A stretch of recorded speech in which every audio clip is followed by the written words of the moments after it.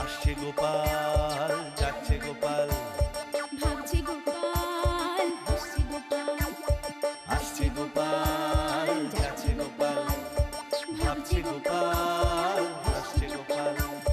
যুগের পরে যুগ কেটে যায়, মানুষ তাকে ভোলে না। যুগের পরে যুগ কেটে যায়, মানুষ তাকে ভোলে না। চলে না রে, চলে না রে, চলে না রে, চলে না, চলে না রে, চলে না রে, তাকে ছাড়া চলে না। কে সে? পরিচয় কি তার? হাসির রাজা, জ্ঞানের রাজা, রসিক রাজা গোপাল ভাঁড়। হাসির রাজা, জ্ঞানের রাজা, রসিক রাজা গোপাল ভাঁড়। হাসির রাজা, জ্ঞানের রাজা।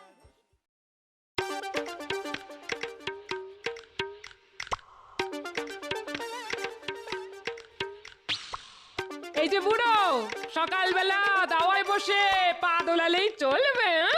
বলি বাজার যেতে হবে না? না, আজ আমার হাজার কাজ, তাই ঘরে যা আছে তাই দিয়েই চালিয়ে নাও। গত দুদিন ধরে তো একই কেটকংস নিয়ে যাচ্ছ। এদিকে চালাতে চালাতে ভাঁড়ার যে ফাঁকা, আর যে চলছে না। চলছে না বুঝি? না, চলছে না। বুঝলাম। কি বুঝলে? বিয়ের সময় মা বলেছিল ঘরে অন্নপূর্ণা আসছে, কিন্তু এতদিন ঘর করার পর বুঝলাম অন্নপূর্ণার বদলে তুমি আসলে একটা পুরোপুরি অসম্পূর্ণা। মানে? ওই যে মাঝে মধ্যেই হুটহাট করে ভাড়ার ফাঁক হয়ে যায়। এই দেখো, একেবারে বাজে কথা বলবে না। কি বলতে চাইছো তুমি? কি বলতে চাইছো? আমি একলাই সব খেয়ে ফেলি, তুমি খাও না? না, তুমি চেপে চুপে খাওয়াও বলেই তো খাই, আর খেয়ে খেয়ে মোটা হয়ে যাই। এই শোনো, বাজে কথা ছেড়ে বাজারে যাবে কিনা বলো, আর না গেলে আমি কিন্তু আজ উনুন ভেঙে ফেলবো। হ্যাঁ, আমার হাত পাগলি গিন্নি দেখছি বেশ ক্ষেপে গেছে। না, আর কথা বাড়ালে হয়তো সত্যি সত্যি উনুন টুনুন ভেঙে একসা করে বসবে। এই দেখো, সামান্য কথাতে এত ক্ষেপে গেলে কেন বলো তো? আচ্ছা বাবা, আচ্ছা আচ্ছা, থলি দাও আর বাজার থেকে কি কি আনতে হবে বলো। ভালো দেখে তরি তরকারি আনবে। আজ বৃহস্পতিবার, তাই মাছটা চেনো না যেন। বাহ বাবা, কি মজা, মাছ আনবার পয়সা বেঁচে গেল। বাঁচাচ্ছি তোমার পয়সা, বাঁচাচ্ছি। মাছের বদলে ভোলা ময়রার দোকান থেকে বেশি করে মিষ্টি দই এনো। কতদিন যে ভাতের পাতে মিষ্টি দই খাইনি। এনো কিন্তু। ব্যাস হয়ে গেল, একদিক থেকে বাঁচলাম তো অন্য দিক থেকে মরলাম। ঠিক আছে, থলি দাও।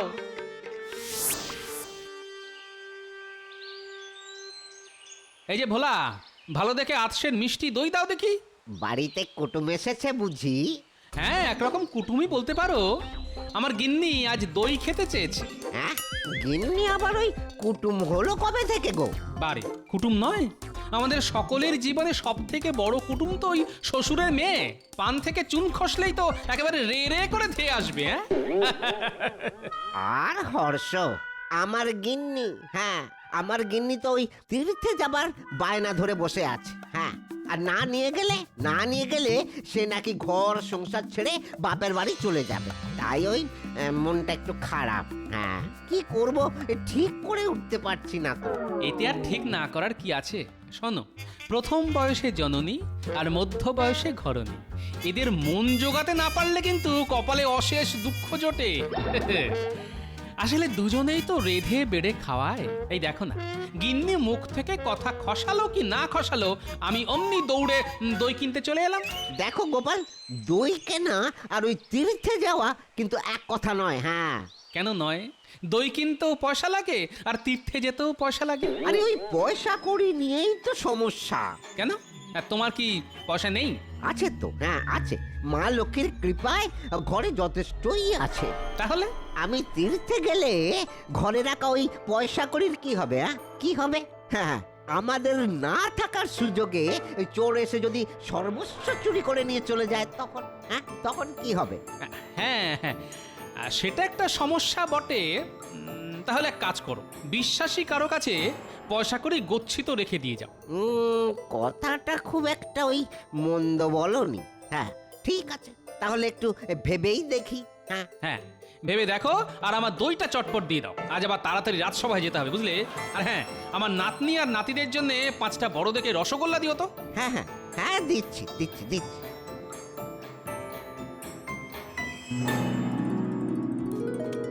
কিরে কেমন খাচ্ছিস? খুব ভালো দাদু, খুব ভালো। আচ্ছা দাদু, আজ হঠাৎ আমাদের রসগোল্লা খাওয়ালে কেন? দই ষষ্ঠী। দই ষষ্ঠী? সেটা আবার কি? উমা, তাও জানিস না? ওই জামাই ষষ্ঠী, অশোক ষষ্ঠী, চাবড়া ষষ্ঠীর মতো তোদের দিদা মাঝে মাঝে ওই দই ষষ্ঠী পালন করে। সেদিন শুধু দই আর ভাত খায়। দিদার কি মজা, শুধু দই আর ভাত। তবে রে বুড়ো, হ্যাঁ? বাচ্চাদের কাছে উল্টো পাল্টা বলা হচ্ছে না, দেখাচ্ছি মজা। ও বাপ রে বাপ! আরে ভোলা, ভোলা ময়রা এসে পড়লো বলে বুড়ো আজ খুব জোর বেঁচে গেল। হ্যাঁ, কি ব্যাপার ভোলা? একটু আগেই তো দেখা হলো, এখন আবার আমার বাড়ি কি মনে করে? ভেতরে চলো, ভেতরে চলো, কথা আছে। হ্যাঁ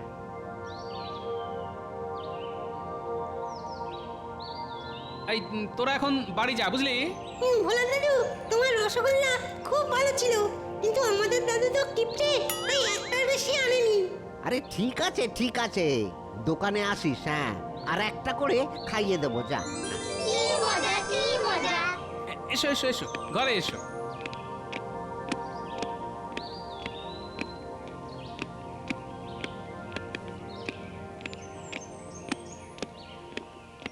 বসো, ওই খাটটাতে বসো। এবার বলো কি বলতে এসেছো। আচ্ছা গোপাল, আমি গিন্নিকে নিয়ে তীর্থ করতেই যাব। সে তো খুব ভালো কথা। ভেবে দেখলাম ওই যেতে আসতে দিন কুড়ি মতো লাগবে, তাই ওই কদিন তুমি যদি আমার যাবতীয় সঞ্চয়, মানে ওই টাকা পয়সা, ওই সোনার দানা, এইগুলো সব যদি রেখে দাও তাহলে। আমার কাছে? হ্যাঁ হ্যাঁ, তোমার কাছে। কারণ ওই তোমার মতো সৎ আর ওই বিশ্বস্ত লোক এই কৃষ্ণনগরে আর কে আছে বলো? দেখো, রাখতে তো আমার কোনো আপত্তি ছিল না, কিন্তু আমার ঘরের অবস্থাটা একবার দেখো। এক এক খড়ের চাল, তাতে আবার এখানে ওখানে ফুটো। রাতের বেলা আমি আর আমার গিন্নি দুজনেই মরার মতো ঘুমোই। তা চোর টোর এসে যদি সব চুরি করে নিয়ে যায়? চোর? হ্যাঁ ভাই, চোর। তাই বলছি, এত বড় দায়িত্বটা তুমি আমার কাঁধে চাপিয়ে দিয়ে যেও না। তাহলে কি করি বলো তো? আমি বলি কি, তুমি একবার মহারাজকে গিয়ে বলতে পারো। তিনি যদি রাজি হন তাহলে আর চিন্তা কি। ঠিক আছে ঠিক আছে, দেখছি, হ্যাঁ দেখছি। আমি তাহলে এখন আসি ভাই, আসি। হ্যাঁ হ্যাঁ, এসো এসো।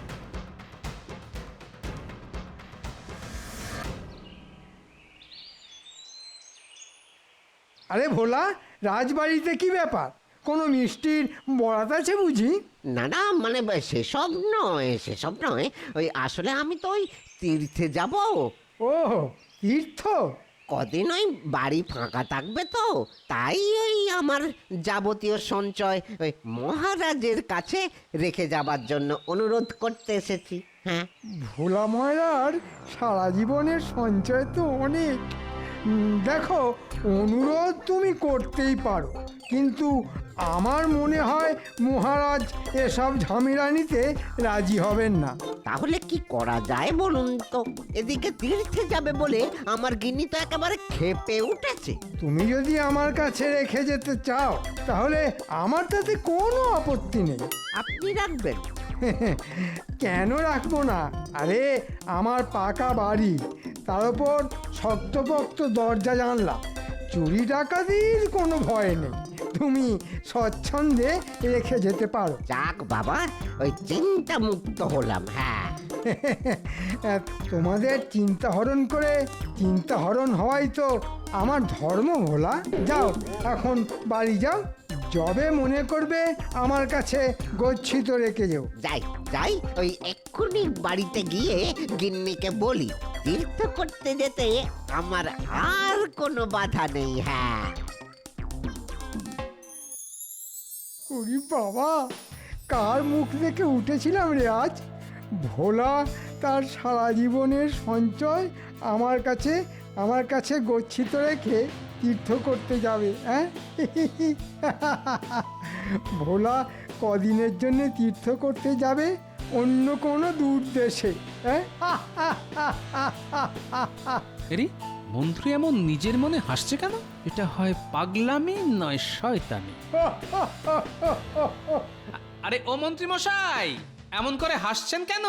হাসছি তো বেশ করছি, তোমার অসুবিধা হলে কানে তুলো দিয়ে ঘোরো, চত্বর সব। হাসতে হাসতে হঠাৎ করে চটে উঠলো কেন? না, ব্যাপারটার মধ্যে কোনো গোলমাল আছে বলে মনে হচ্ছে।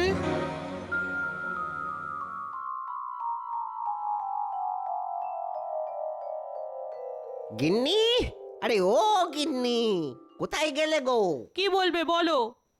বলছি যে ওই গিন্নি, ওই বাক্স প্যাটরা গুছিয়ে নাও। হ্যাঁ, গুছিয়ে নাও।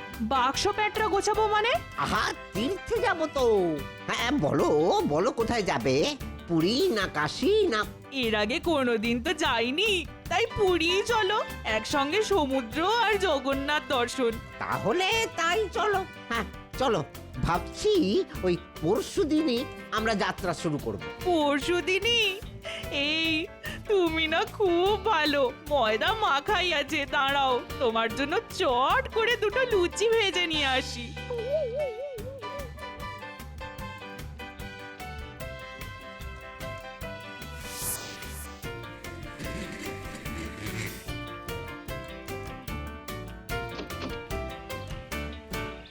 এবার আমার সব সঞ্চয় ওই এক জায়গায় করে কালকের মধ্যেই মন্ত্রী মশাই বাড়ি রেখে আসতে হবে। হ্যাঁ। ওমা, এসব কি করছো? আহা, ওই গুনে গুনে রাখছি তো, কাল এই পোটলাটা ওই মন্ত্রী বাড়ি রেখে আসবো না। মন্ত্রীর বাড়ি? কেন? বারে বাহ, কটা দিন তো আমরা বাড়িতে থাকবো না, এসব তো একটা ভালো জায়গায় রেখে যেতে হবে নাকি? সে রাখো, ক্ষতি নেই, কিন্তু তাই বলে মন্ত্রীর বাড়ি? শুনেছি লোকটা নাকি ভালো নয়। না না না না না না না, সে তো জাল জট চুরি করে ওই রাজকোষ থেকে। হ্যাঁ, আমি সামান্য মানুষ, আমার সাথে এসব করবে না। কিন্তু যদি করে? দেখো, ওই যদির কথা ওই নদীতে থাকো। হ্যাঁ, এখন আমায় ওই সবকিছু গুনে গুনে রাখতে দাও তো। আচ্ছা, তার আগে এই গরম গরম লুচি কটা খেয়ে নাও দেখি।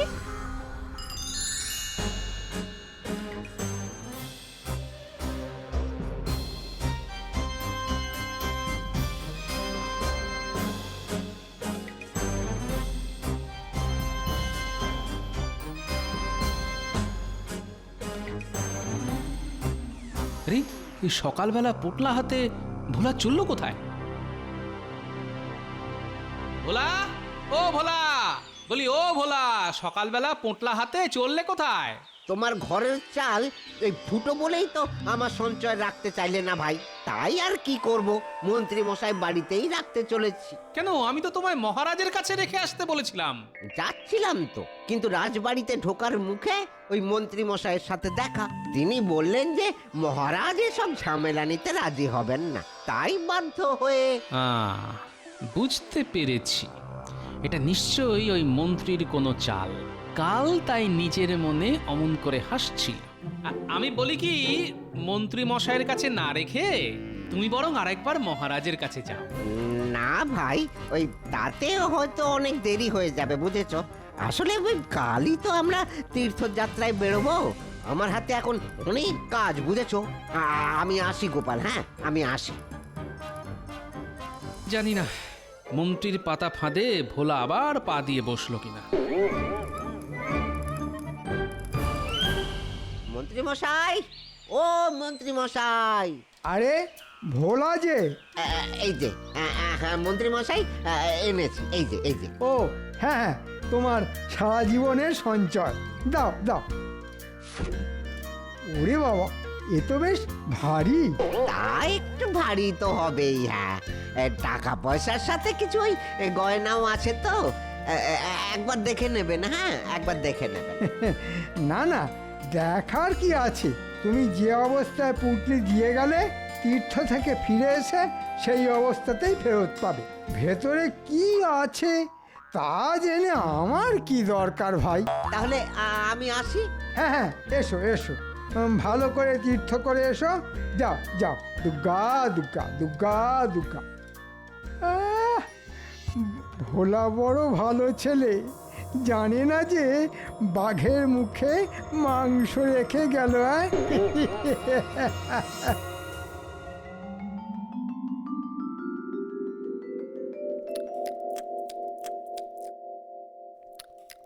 আজ আজ 20 দিন হয়ে গেল ভোলা তীর্থ ভ্রমণে গেছে।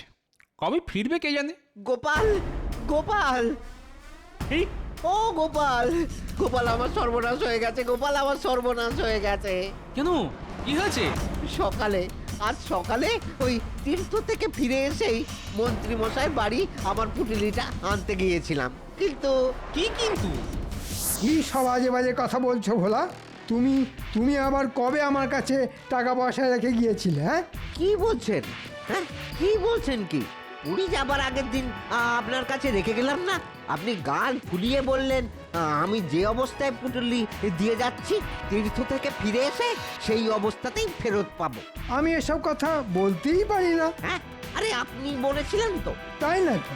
তা আমি যে তোমার কাছ থেকে পুঁটলি নিয়েছি, এসব কথা বলেছি, সেটা প্রমাণ করতে পারবে? সাক্ষী আছে কোনো? সাক্ষী? না, তা তো নেই। তাহলে মানে মানে কেটে পড়ো। এভাবে আমার মানহানি করার চেষ্টা করলে পেয়াদা এনে তোমায় কারাগারে পুড়ে দেব। মনে রেখো, আমি এ রাজ্যের মন্ত্রী, আমার হাত কিন্তু অনেক লম্বা। যাও, দূর হয়ে যাও, দূর হয়ে যাও আমার সামনে থেকে। সবই বুঝলাম, আর এই ভয়টাই আমি পেয়েছিলাম। আমার এখন কি হবে গোপাল? হ্যাঁ, আমার এখন কি হবে? সর্বস্ব তো চলে গেল, দোকান খোলার মূলধনটাই তো আমার কাছে আর নেই। চলো তো আমার সঙ্গে। কোথায়? মহারাজের কাছে।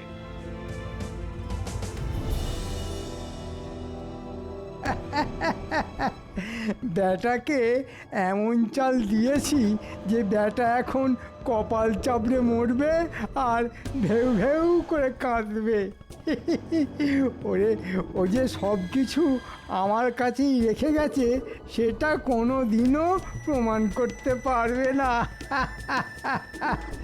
একেই বলে বুদ্ধির জোরে খাবলে খাওয়া। সবই তো শুনলাম ভোলা, কিন্তু তুমি যে মন্ত্রীর কাছেই সবকিছু রেখে গিয়েছিলে সেটা প্রমাণ করতে না পারলে আইনত আমি তো ওর বিরুদ্ধে কোনো ব্যবস্থাই নিতে পারি না। তাহলে তাহলে কি হবে মহারাজ? কি হবে? আমি যে একেবারে পথে বসে যাব মহারাজ। হাতে আর এমন কিছুই নেই যা দিয়ে দোকান খুলে সংসার চালাতে পারি। সে না হয় আমার কাছ থেকে কিছু ধার নিতে পারো। না মহারাজ, ধার দিতে হবে না। কেউ জানুক আর না জানুক, আমি তো পুরো ব্যাপারটা ভালো করেই জানি। তাই আমি ঠিক প্রমাণ করে ছাড়বো যে ওই মন্ত্রী বেটা চোর না সাধু। মান করতে পারলে তো খুবই ভালো। আমি জানবে আছি সব সময় অন্যায়ের বিরুদ্ধে। ধন্যবাদ মহারাজ, এসো আমার সঙ্গে।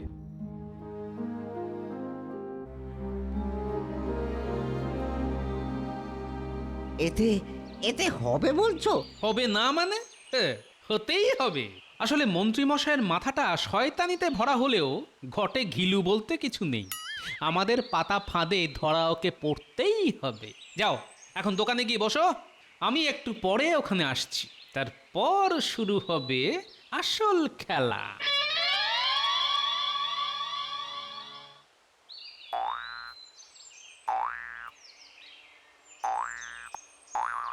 খেলা বন্ধ করে একবার আমার কাছে আয় দেখি।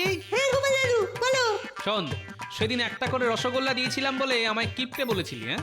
কিন্তু একটা কাজ যদি করে দিতে পারিস, ভোলা দাদু তোদের গামলা গামলা রসগোল্লা খাওয়াবে। বাস, গামলা গামলা রসগোল্লা। বলো বলো বলো, কি করতে হবে? এখন থেকে মন্ত্রী মশাইয়ের ওপর দিনে রাতে নজরদারি চালাবি। বুঝতে পেরেছি, নজরদারি চালাবো আর তোমায় এসে খবর দেবো। আমি এখন ভোলা ময়রার দোকানে যাচ্ছি, তেমন কিছু বুঝলে ওখানে গিয়ে আমায় খবর দিবি। ঠিক আছে।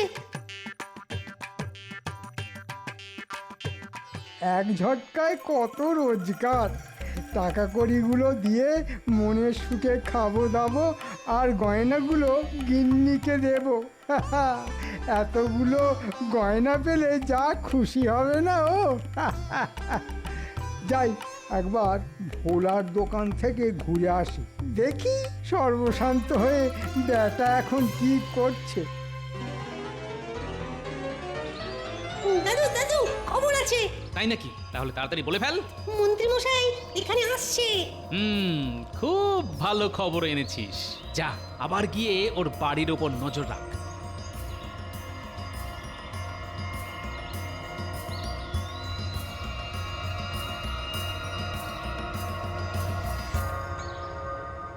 ঠিক আছে, হ্যাঁ ঠিক আছে। ভোলা, মন্ত্রী মশাইকে বোকা বানাতে কি বুদ্ধিটাই না বের করেছো তুমি, হ্যাঁ? আমাকে নিয়ে কি বলছে গোপাল? না, আজ থেকে শুনতে হচ্ছে। মন্ত্রী বেটার টাকা করি গয়নাগাটির উপর খুব লোভ, তাকে নকল টাকা আর পয়সা দিয়ে খুব ঠকান ঠকিয়েছো, হ্যাঁ? এবার এই গয়না বেচতে গেলে কিংবা টাকা করি দিয়ে কোনো কিছু কিনতে গেলে নকলের দায়ে হাজতবাস হবে ওর। সব জারি জুড়ি তখন ঘুরছে যাবে। হ্যাঁ, আমার কাছে বিনা পয়সায় মিষ্টি খাওয়ার ফল হাতে নাতে পাবে। হ্যাঁ, কি শুনছি? নকলের দায়ে আমাকে ফাঁসানোর চেষ্টা? না না, এক্ষুনি বাড়ি গিয়ে ওই পোঁতলা ফেলে দিতে হবে। দেখো, মন্ত্রী ছুটলো বাড়ির দিকে। চলো ভোলা, মহারাজকে নিয়ে আমরাও তাড়াতাড়ি ওখানে যাই।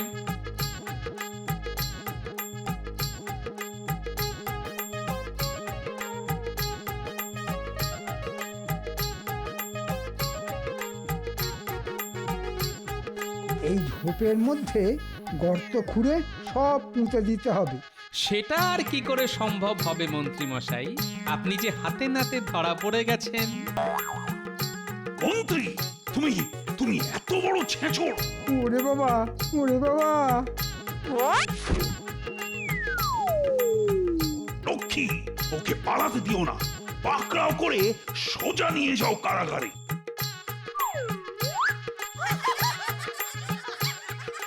সত্যি সত্যি গোপাল, আজ আজ তোমার বুদ্ধির জোরে আমার সব কিছু রক্ষা পেল। তার সঙ্গে আমার নাতিরাও আছে। ওরা যদি গুপ্তচরের কাজটা না করত, ওদের ওদের পেট পুরে রসগোল্লা খাওয়াবো। কি মজা, কি মজা! আর আমি কি বাদ যাব নাকি? কতদিন যে তোমার দোকানের রসগোল্লা খাইনি, তাই সকলে মিলে পেট পুরে রসগোল্লা।